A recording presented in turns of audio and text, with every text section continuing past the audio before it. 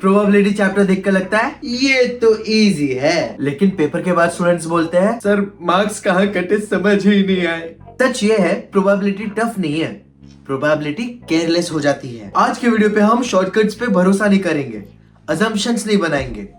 आज हम प्रोबेबिलिटी को बोर्ड के लैंग्वेज और लॉजिक में लिखना सीखेंगे। दिस इज यश और ये ब्रेन वेव 10 जहां study equal to clarity plus fun. तो बने रहिए।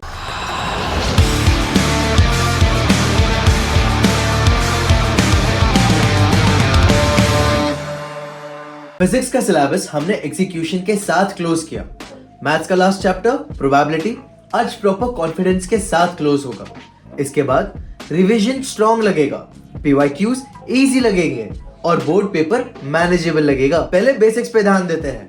Probability of an event is a number between 0 and 1 that represents the chance of occurrence of that event.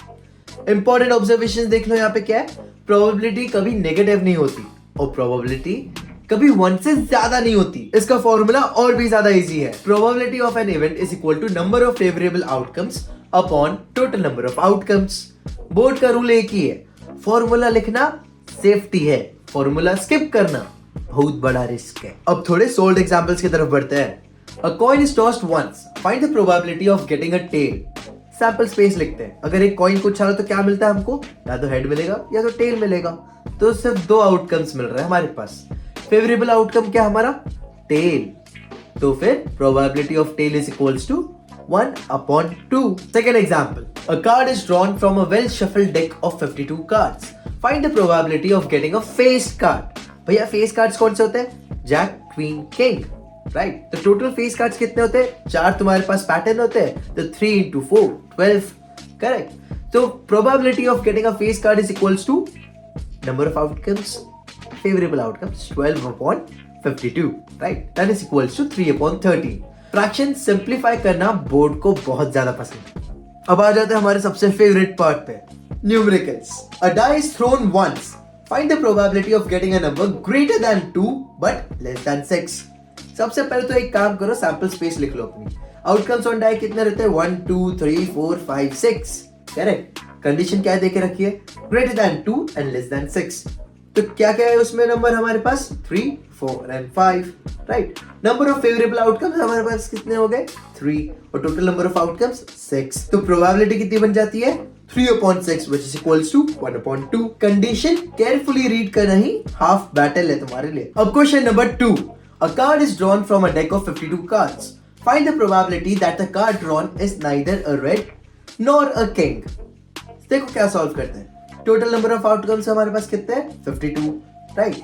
अब हमारे पास अनवांटेड आउटकम्स कितने होते हैं? पहले रेड कार्ड्स होते हैं जो 26 होते हैं और किंग्स होते हैं जो टोटल नंबर होते हैं 4, करेक्ट।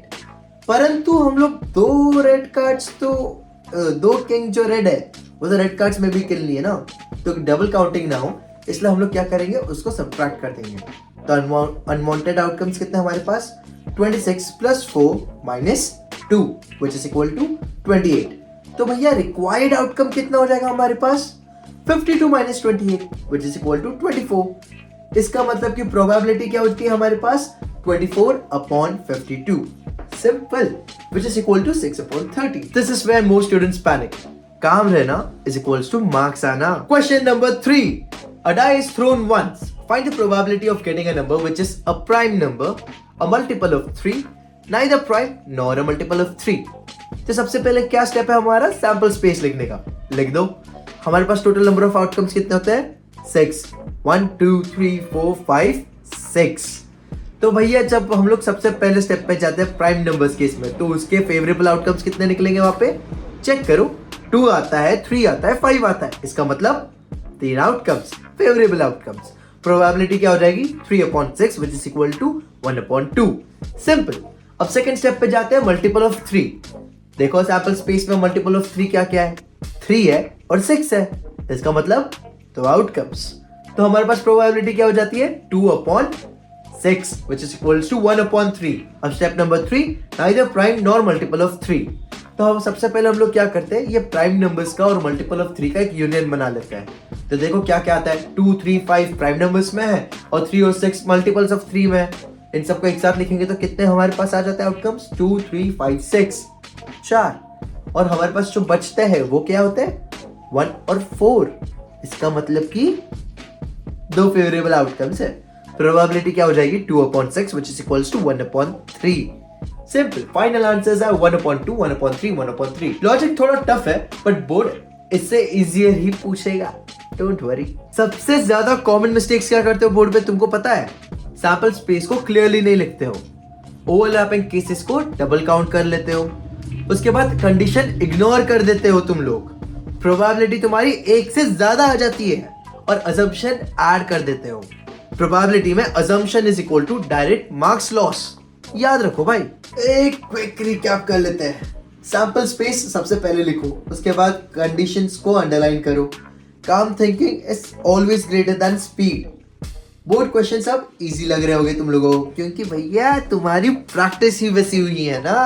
अगर आज का प्रोबेबिलिटी का चैप्टर तुम्हें क्लियर, लॉजिकल और मैनेजेबल लगा हो तो जाके सबसे पहले लाइक करो, शेयर करो अपने मैथ्स गैंग के साथ और सब्सक्राइब करो, क्योंकि आगे रिवीजन और पीवाईक्यूज के साथ हम लोग और स्ट्रॉन्ग जाने वाले हैं। फटाफट से कमेंट करो यस सर ओपी। अगर प्रोबेबिलिटी का कोई भी क्वेश्चन अभी भी अटका हो तो कमेंट में लिख दो, क्लियर कर देंगे। मैं हूं यश और ये था B10, नॉलेज का शॉर्टकट और एग्जाम का फुल स्कोप।